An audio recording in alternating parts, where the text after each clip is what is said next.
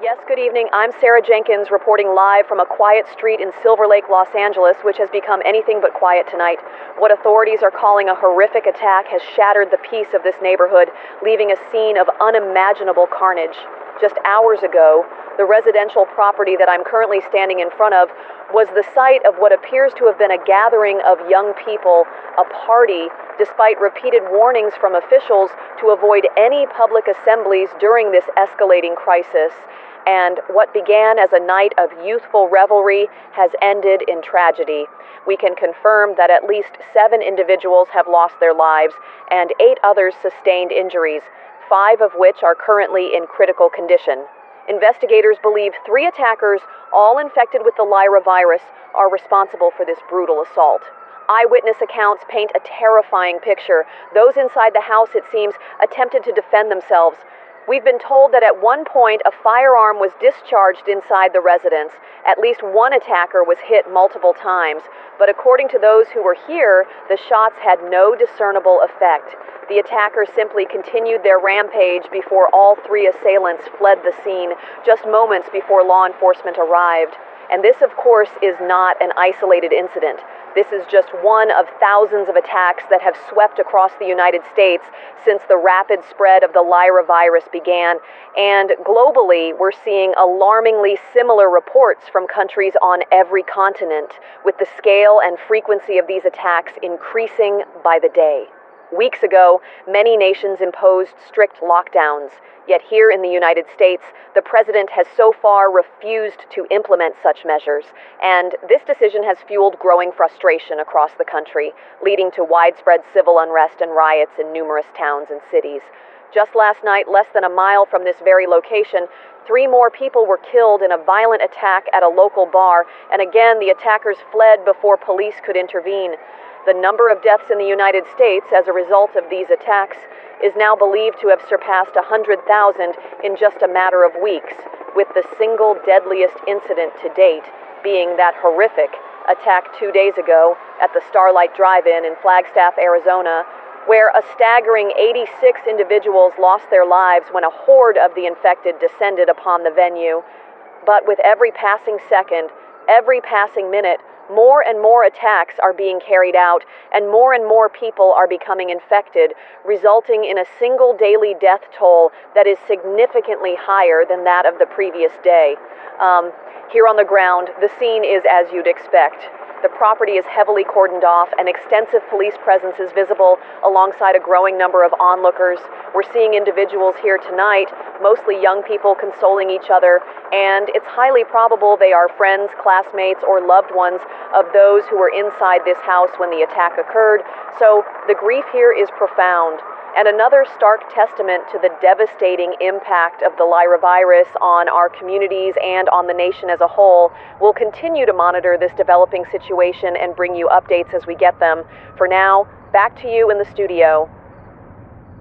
Thank you, Sarah. That was our ground reporter, Sarah Jenkins, reporting from the scene of yet another gruesome attack, this time in Silver Lake, Los Angeles. She's running herself ragged, trying to keep pace with the unfolding horror as the Lyra virus sweeps across our nation and the vampire-like killings escalate at an almost unimaginable rate.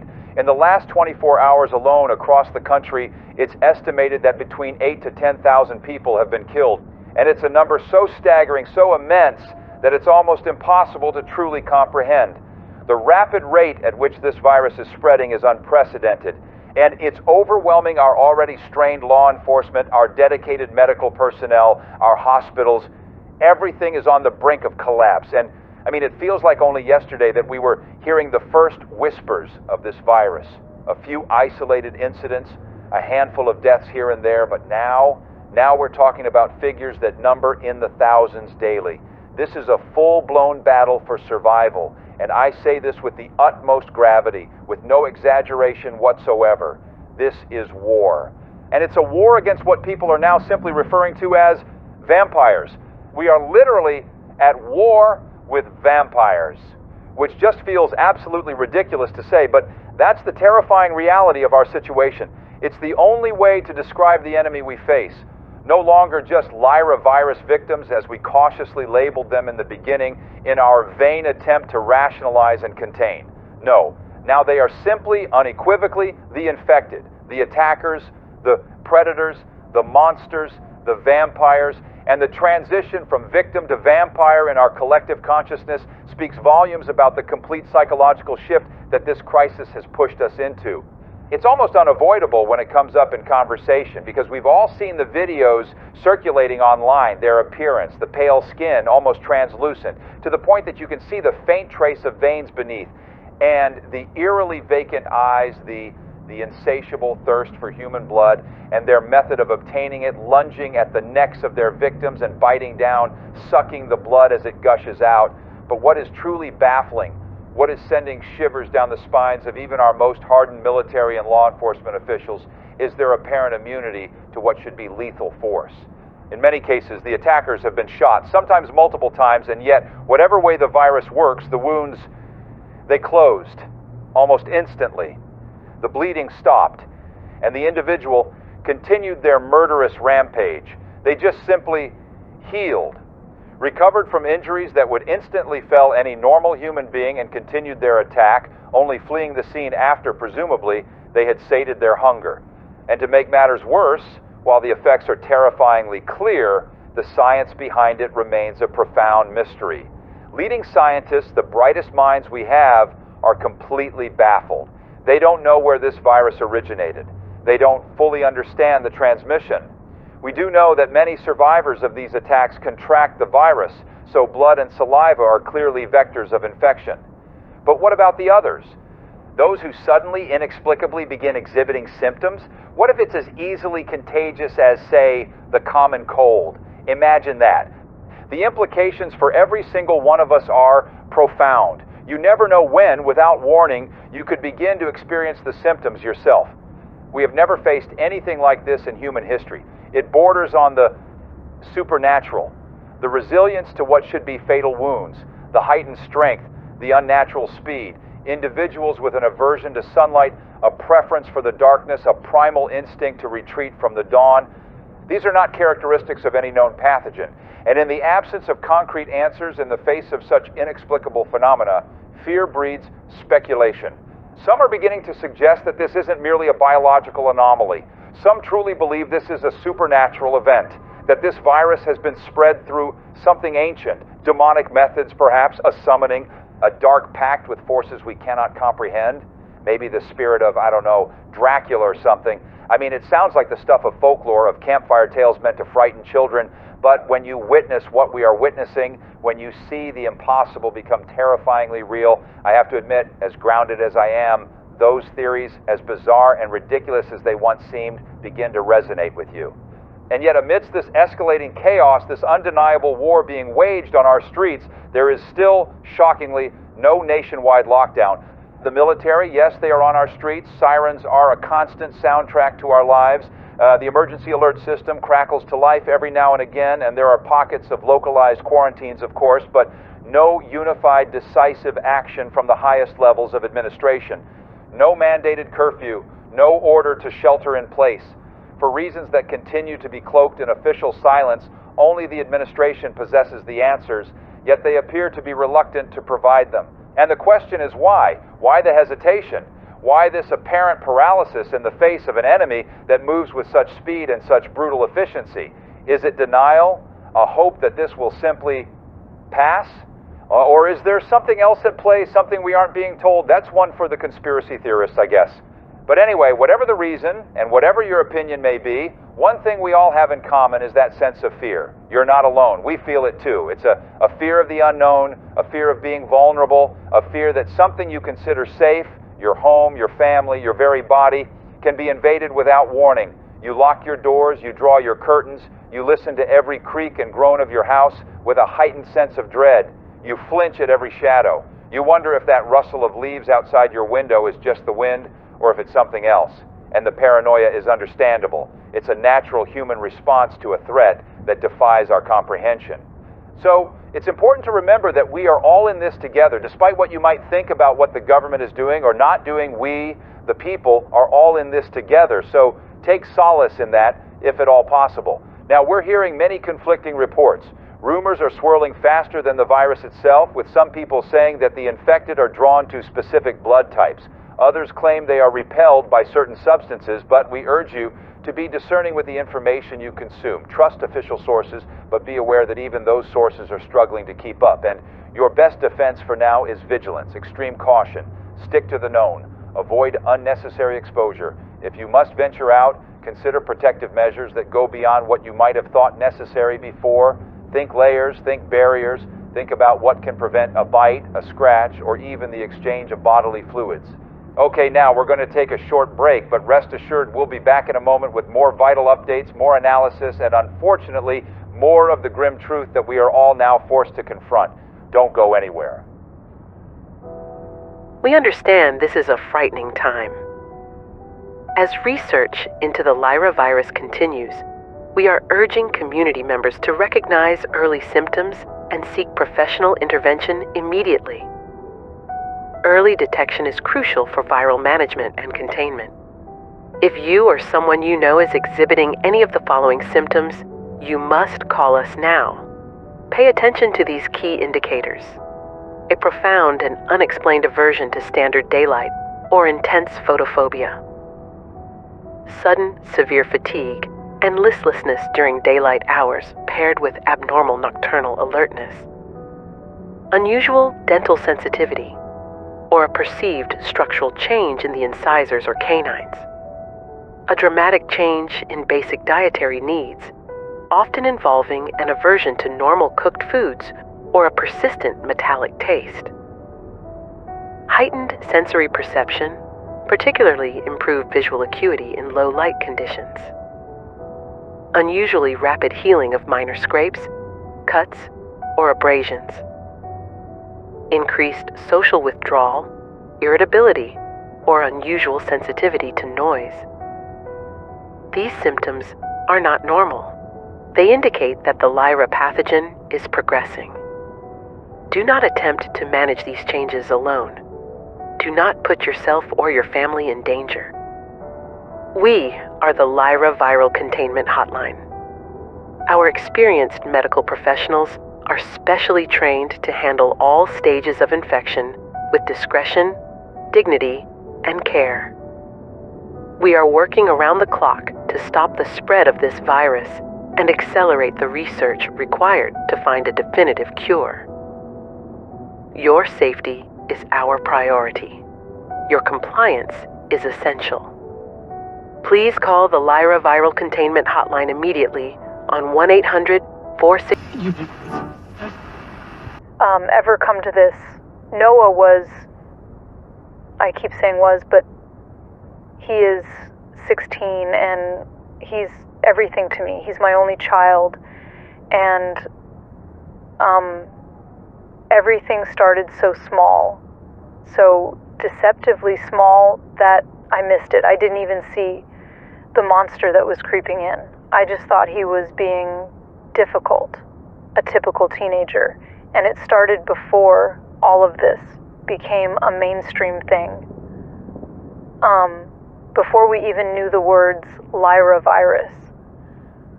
And he started sleeping more during the day. He seemed constantly exhausted. He'd come home from school and crash on the sofa, even if he had homework. I'd try to wake him up for dinner, and he'd just groan as if it was near impossible for him to get up. And I kept thinking, growth spurt, stress from school. We all know how teenagers are. We all normalize that tiredness, but this was different. He used to be awake till midnight, playing games, full of energy. And now, by 4 p.m., he was out for the count. He started having severe mood swings, not the normal teenage sulks. They were these sudden bursts of anger over nothing. If I asked him to take out the trash, he'd snap. His eyes had this anger that I'd never seen before, and the veins in his neck would stand out. They'd become enlarged looking, and then 5 minutes later he'd be apologizing, clinging to me, saying he didn't know why he felt so angry, that he couldn't control it. He'd look genuinely horrified at his own behavior. And he started to obsess over things too. He'd pull the curtains shut in his room throughout the day, and I'd open them trying to get some light in, and he'd jump up yelling, "Stop! It hurts my eyes, Mom, just leave them." And I thought, maybe he needs glasses. Maybe he has a migraine. But the truth is, he was the first one who knew that something was terribly wrong with him. And he came to me one night, maybe a few days after the anger started, and it was late. I was watching TV, and he sat next to me, and he whispered, "This is what sticks with me, how small and terrified his voice sounded," and he said, "Mom, I'm scared."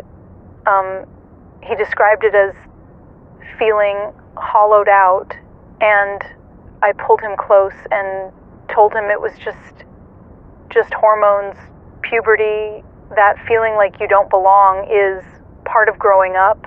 But he shook his head and said that it was something physical, that he had this awful taste in his mouth all the time, a metallic taste. And he said that his skin felt too tight, that it didn't feel like it was his skin. And he said, "I can't sleep. I feel like something's happening to me. I feel like I'm not me anymore." He talked to me about having a sensitivity towards light, how the street lights outside our window felt like blinding spotlights. And then he told me about these strange abilities he had, and that even though he was tired, he had this unnatural strength all of a sudden. That's how he described it, which to me at the time just sounded absolutely ridiculous.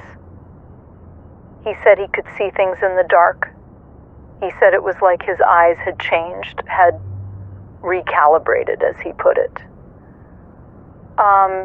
He had absolutely no appetite whatsoever, but he was constantly drinking water. He seemed to be constantly thirsty, but he barely touched the meals I cooked. He'd pick at his plate and say he felt full, yet he seemed to be getting paler and thinner, and just kept saying that he felt strange, he felt alien. And at this point, there was no mention of the Lyra virus in the news at all. No, not a word, and I Googled the symptoms, but nothing seemed to align with what Noah was experiencing. So I did what any mother does. I made an appointment. We went to our doctor.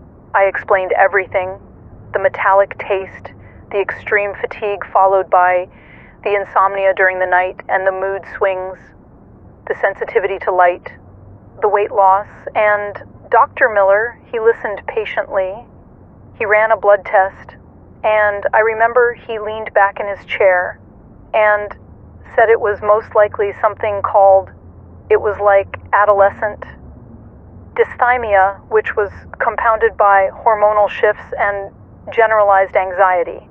So basically, he said Noah was a stressed out teen, maybe a little depressed, and he prescribed him a mild SSRI and suggested more sunlight and better sleep hygiene. And when we got into the car, Noah was quiet for a long time. And then he said something like, "Dr. Miller's wrong. He doesn't get it. He doesn't understand. This isn't normal anxiety. This is a switch. I'm being switched." That's how Noah put it. And from there, he kept getting worse. The insomnia got worse and worse.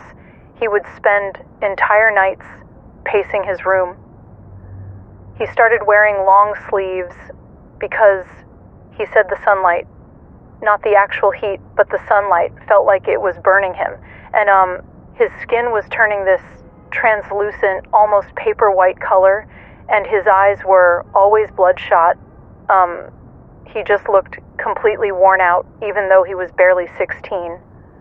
And it was around this time that the first news reports trickled in about a strange virus that was going around with cases all over the world.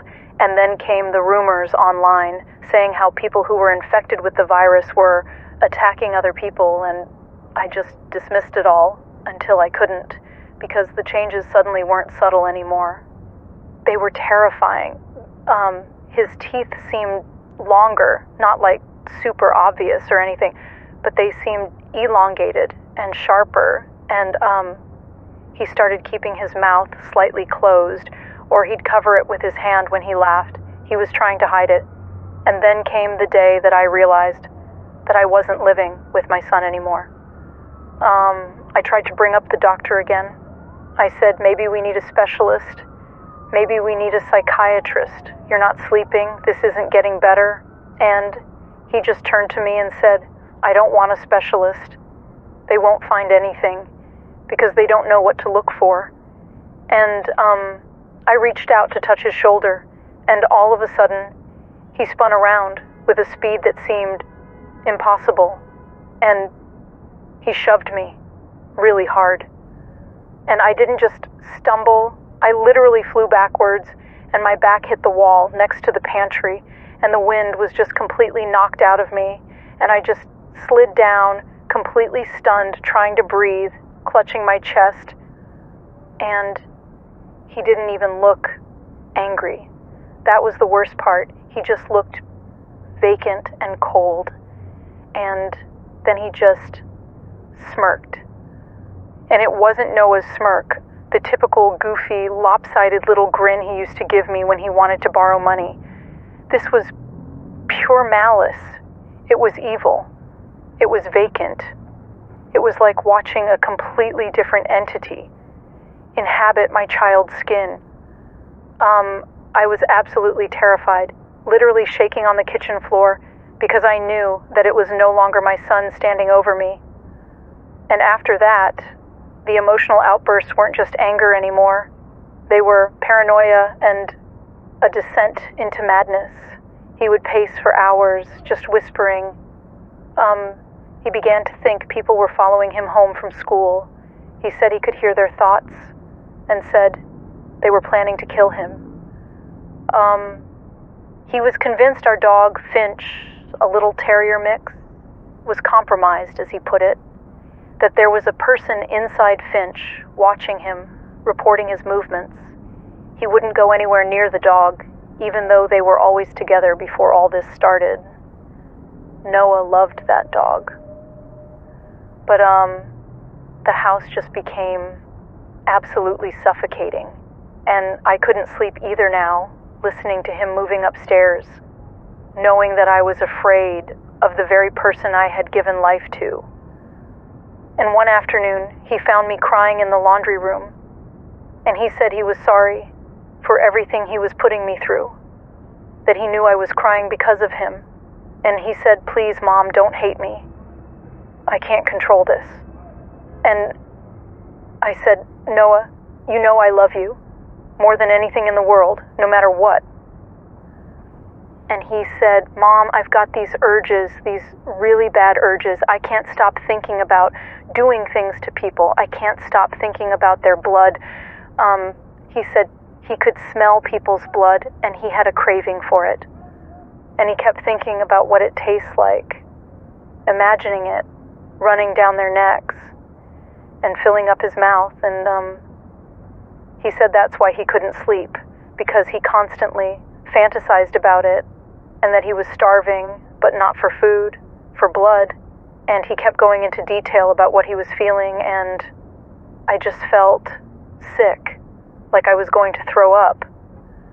And at some point, I actually physically gagged at what I was hearing. And he could see the disgust in my face. I was trying my best to hide it, trying to stay composed, but he could see that I was repulsed by what I'd just heard. And he said, you hate me, you're scared of me, you think I'm a freak. And I tried to deny it. I tried to pull myself together, but my body betrayed me. I was just shaking from head to toe. And he said, I'm sorry, Mom.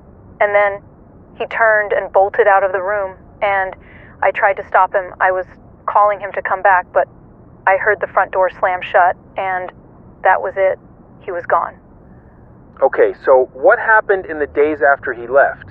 And what was going through your mind during that time? Well, I went out looking for him immediately, and I drove around for hours, calling his name, calling his cell phone, which just went to voicemail, and I filed a missing persons report the next morning. But, the police looked bored, to be honest. Just another runaway teen, they figured. And I didn't sleep a wink for days. He was all I had, and I kept replaying the fear on my face, the fear that drove him away.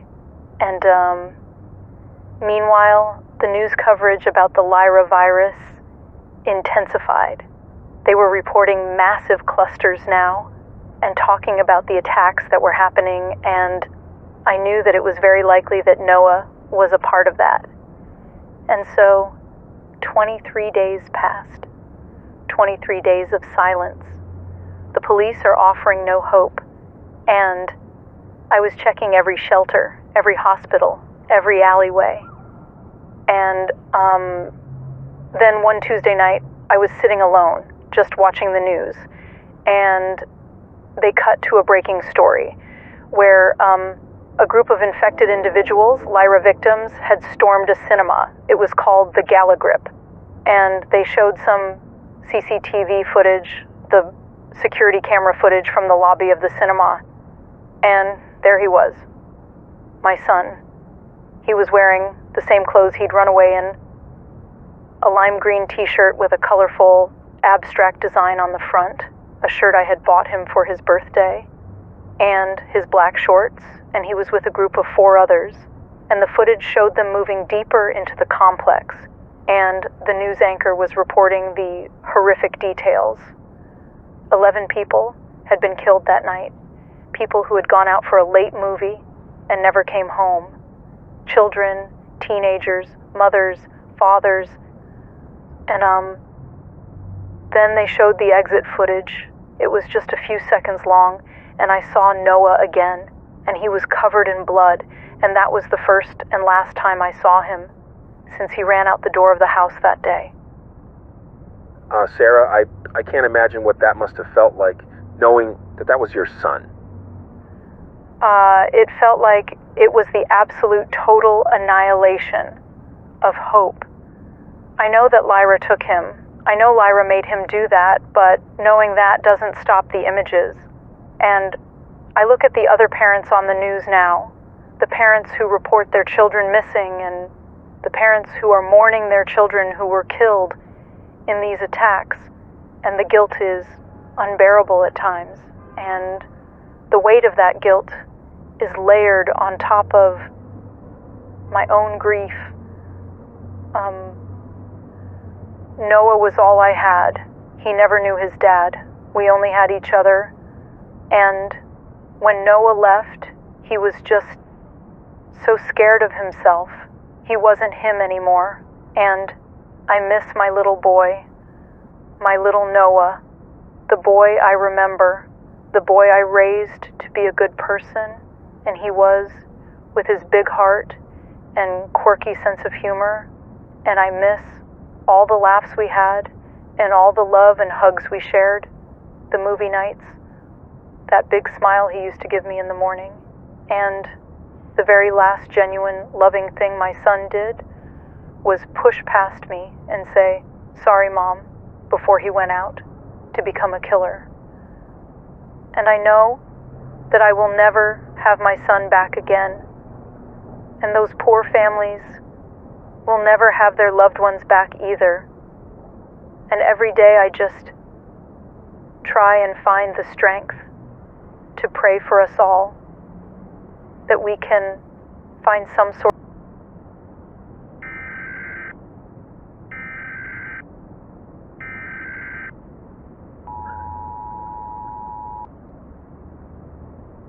We interrupt this broadcast for a nationwide emergency alert. This is not a test. We repeat, this is not a test. This urgent message is issued by the Department of Homeland Security in conjunction with the Federal Emergency Management Agency and the Centers for Disease Control and Prevention.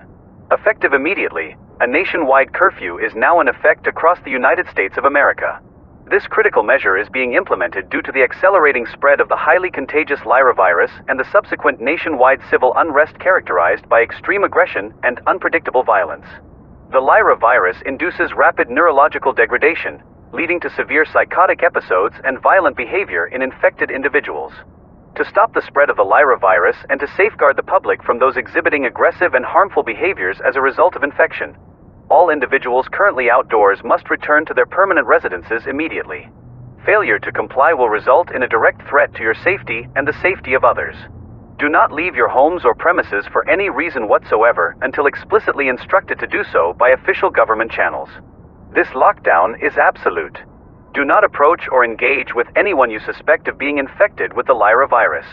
Infected individuals pose an extreme and immediate threat. Their actions are unpredictable and their intent is hostile. Maintain maximum distance and secure your own safety above all else. Report any sightings of aggressive individuals to local authorities only if it is safe to do so. Immediately secure your homes. Lock all doors and windows. Barricade entry points if possible. There is a confirmed severe risk of infected individuals actively attempting to gain entry to private residences to cause harm and spread the virus. Prioritize the safety of yourselves and your families by fortifying your premises. Remain calm. Conserve all essential supplies including food, water, and medical resources.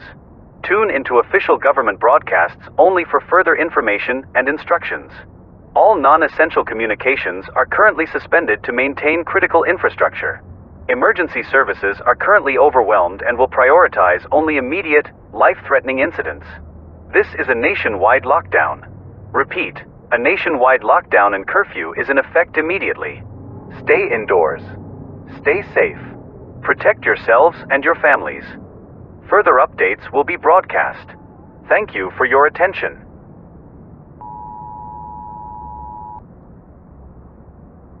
Well, there you have it. A nationwide lockdown is in place, and good golly, it's about time. I mean, as soon as the words vampire pandemic start getting thrown around, I would say that sounds like a pretty serious issue. And immediately shut up shop, hunker down, and tell my family, look, you may be infected, you may not be infected, but either way, I'm not taking any risks. I don't want you anywhere near me for the next 6 months, and that's precisely what I did. I packed my bags, told Meredith there were a couple of cans of beans I'd stashed under the floorboards for her and the kids, and said bon voyage. It's every man for himself now.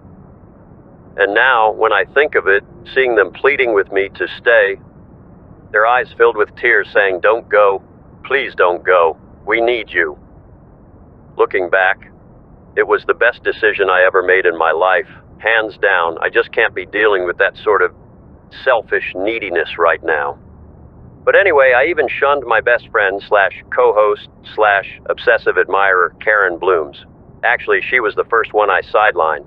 She's always coming down with something, always sniffling and looking a bit under the weather. If there's a virus going around, you can be sure as hell she'll get it, eventually. But not to disappoint our regular listeners and those of you who, for whatever reason, enjoy listening to her, she is on the line, a safe distance away from me, thank God. Hi, Karen, can you hear me? Yes, I can, Jimmy, and it's wonderful to be on the show, regardless of the fact that I've been ousted somewhat, like I'm a leper or something, but yeah, like I said, it's great to be here. Yeah, and I hate to banish you like this, Karen, but you just can't take any chances these days, and I'm sure you'll be the first to admit that you are the type of person who would go and get something like the Lyra virus. You just have a susceptibility to things, you attract viruses, and I just don't want any part of that, I'm sorry. Well, no, Jimmy, I wouldn't be the first to admit that, actually. I think you're every bit as susceptible as me to whatever is going around at any given time. Oh, come on, Karen, I haven't had as much as a sniffle in decades, whereas you, in comparison, lumber around continually looking flu-ridden and just sneezy. Let me ask you this, and answer me honestly. How do you feel right now? Look, Jimmy, this isn't a competition like who gets sick the most. Oh, but it is, Karen. It is. Well, okay. I'm feeling fine, absolutely fine. Got a slight tickle in my throat, but... Yes, I knew it. That is the beginning of the Lyra virus, if ever I heard it. 2 weeks from now, you'll be a fully fledged vampire, Karen. Yeah, I very much doubt it, Jimmy. It's nothing. Is exactly what the others said, and before they knew it, their dental plan suddenly got a lot more complicated. Okay, You're kind of scaring me now, Jimmy. Well, you know, I hate to say it, but you're in a real pickle, Karen. A pickle indeed. But anyway, let's talk about something a little less depressing than your slow descent into psychological decay and homicidal mania. It's ruining my vibe. Let's talk about how many times you can hit snooze before your life officially becomes a repeating tragedy. According to experts from the Geneva Center for Advanced Pathogen Research, their leading theory and the most credible analysis so far indicates that the Lyra virus didn't actually come from the crowded urban areas or the busy global hubs we first thought. Instead, it seems to have emerged from a remote, largely untouched ecological area around the Făgăraș Mountains in central Romania. The irony of this geographic discovery hasn't escaped the global community, especially considering the historical and fictional narratives we link to that region. However, the experts clarify that their reasoning is not based on myths or folklore. It's simply a case of biological coincidence. The official report states that the viral precursor, a very aggressive filovirus strain, was first identified as a zoonotic pathogen found only in a certain species of cave-dwelling bat. Scientists were in the area researching microbial resilience, particularly how some bacteria manage to survive in extreme low-oxygen conditions deep within the ancient limestone cave systems of the region. It was during these regular ecological surveys that researchers stumbled upon the unique viral strain, well before human migration enabled it to jump the species barrier. The irony is that the initial symptoms in the zero patient had nothing to do with the current condition. It was a severe hemorrhagic fever. The current vampiric symptoms, the unquenchable thirst for blood, the intense sensitivity to light, the almost complete inability to regulate body temperature. That list of symptoms that has thrown the world into this unprecedented crisis. That change, they think, was due to the virus going through several rapid mutations as it tried to adapt to the defenses of the human immune system. By the time the virus morphed into its current horrifying Lyra form, it was already too late. The closeness of the initial outbreak to several major European trucking and rail routes allowed the now highly contagious mutated virus to spread at an astonishing pace. Analysis indicates that only 3 weeks passed from the first documented Lyra event in Bucharest to the virus showing up simultaneously in major cities like Buenos Aires, Tokyo, and London. It wasn't a slow spread, it was an explosion. And what an explosion it is. The physical form of Lyra is a biological nightmare, fundamentally changing our understanding of human physiology. The symptoms are now alarmingly consistent across all infected groups. We all recognize the key feature, the craving for blood, which experts now see as a biological necessity rather than just a compulsion. They require the iron and specialized proteins found in blood to sustain their hyper-accelerated metabolism. Beyond the obvious, we observe the severe insomnia, with the infected never seeming to sleep, which scientists believe is linked to the virus's complete takeover of the central nervous system, keeping it in a state of constant, aggressive wakefulness. We notice the pale, almost translucent skin, a lack of pigmentation caused by a virus that appears to actively avoid sunlight and inhibit melanin production. But perhaps the strangest and definitely the most frightening symptom is the rapid, almost instantaneous healing from what should be fatal injuries. We've seen video proof backed by medical examiners, bodies filled with dozens of gunshot wounds, stabbings, severe trauma, only for the infected Lyra individual to rise, the tissue seemingly stitching itself back together in moments. But is this even physically possible? Well, scientists from the Center for Disease Dynamics and Modeling confidently say yes, but they're not entirely sure how the virus keeps going. Their top theory is that the Lyra virus doesn't just tap into the body's resources, it actually turns them into weapons. The huge forced intake of blood gives it a massive supply of raw materials, iron, lipids, and special clotting factors. It's thought that the virus has mutated to trigger a constant, localized frenzy of cellular repair, sending all these resources straight to the injury site. It's like the host is running a never-ending, super-efficient emergency repair system fueled by non-stop blood consumption. We're talking about biological perfection in the midst of chaos, a terrifying adaptation that makes standard anti-personnel tactics pretty much useless. But even with these advanced biological theories, the main question, the one that keeps global epidemiologists up at night, still lingers. How is the Lyra virus spreading? Experts admit they're not completely sure. The first theory was that it spreads through contact, direct fluid exchange, especially through the saliva or blood of an infected person via a bite or an open wound. That seemed logical at first, but that idea has crumbled under the weight of real-world evidence. We've seen countless documented cases of people, those who were strictly isolating, who hadn't had any known physical contact with an infected person for weeks, suddenly showing symptoms. They wake up one morning looking pale, agitated, and craving blood. If it's not contact, then what is it? Well, the theories circulating in the scientific community are getting more and more desperate.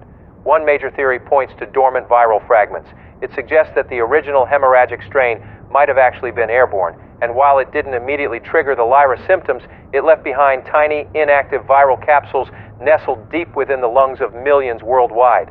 The virus then activates, possibly sparked by a secondary common infection or even by stress hormones mutating right there into the Lyra form.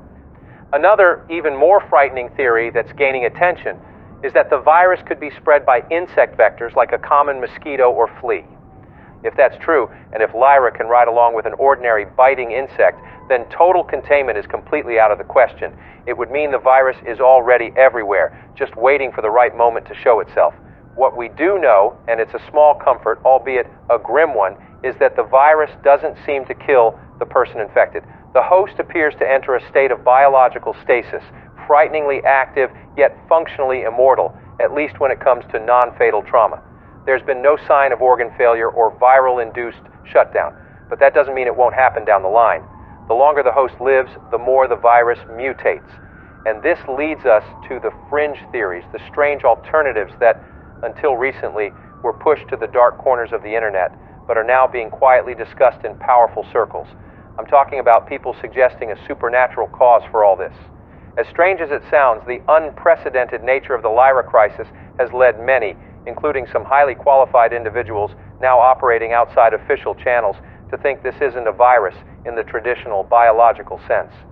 They think this is a spiritual virus. Instead of being medically ill, they believe the infected are actually possessed by dark parasitic entities. Supporters of this idea link it back to the core of historical vampirism, claiming that the stories we brushed off as folklore were actually real cases of this same spiritual parasitism. They argue that the Lyra virus is just a physical means, a biological Trojan horse that lets these non-corporeal entities enter the material world. In this chilling perspective, the killings aren't just frenzied acts driven by hunger. They're sacrifices, the craving for blood, the ritualistic violence, and the way the afflicted completely ignore their own survival. Supernatural theorists suggest that the entities controlling the host need the violent taking of life, the spiritual release that happens during mortal fear, as a source of nourishment, or even more disturbingly, as an energetic anchor. These entities are using the Lyra host to methodically undermine human spiritual integrity, making it easier for more of their kind to come through. People who believe in this theory argue that the victim's blood isn't just being taken for iron, but that their life force, their essence, is being harvested. It's a chilling idea, one that implies we're battling not just biology, but something ancient and evil. And here's the crucial turning point. Could this be why it took so painfully long to declare a nationwide lockdown? Sources close to the administration, who spoke on the condition of anonymity due to the sensitive nature of the claim, have indicated that some, at the highest levels of government, mainly those involved in intelligence assessments and specialized defense strategies, actually believed, or at least seriously considered, the idea that Lyra was a spiritual virus with a supernatural origin. If you really think that the infected are possessed and that the threat isn't physical, then locking down the country, isolating people, and enforcing public health measures just seems pointless. If this spiritual infection can spread no matter how close people are, then traditional quarantine doesn't help, and confining people just makes them easier targets when the entities show up in full force. This is apparently why there was weeks of frustrating indecision, conflicting public health guidelines, and the paralysis that took hold of federal response teams. But now the government has just announced a nationwide, indefinite lockdown. Starting now, all non-essential movement is halted, and a complete curfew is in place across all 50 states and territories. National Guard units and active military personnel are being deployed not only for logistics, but also for enforced security and, alarmingly, for active response measures against the infected. The big question we all face is whether this level of enforced isolation and this extreme shutdown of civil life will actually halt the spread of violence, stop the attacks, and curb the wave of killings. The death toll in the U.S. is now thought to be over 100,000 in just a few weeks, and this number is likely a serious undercount because of the collapsed communication systems in densely populated areas. And we've just gotten some breaking news in the last few minutes. Reports have come in of more than 30 people being killed in an attack at the Coleman Dock Ferry Terminal in Seattle, Washington. Commuters waiting for the ferry to Bainbridge and Bremerton were completely caught off guard when what witnesses describe as a coordinated group of about 50 infected individuals surged into the terminal from the dark underpasses and parking garages around the waterfront. The thick fog rolling in from Puget Sound provided perfect cover, and the attack was characterized as quick, brutal, and horrifyingly efficient, lasting less than 10 minutes before survivors fled and military police could secure the area. While many of the infected operate in these terrifying organized groups, possibly driven by a shared, viral-induced goal, there are just as many acting alone, often breaking into homes in the dead of night. I've got this urge to sink my teeth into their necks. I feel the blood spurting out all over my face, filling up my mouth, smearing it all over my body. Oh, yeah. We got 5 or 6 of the fuckers trying to get into the studio right now! Please, send help immediately! Send help right now! They're trying to get in the door! I don't know how long it's gonna hold out! We are fucking terrified! Oh, fuck!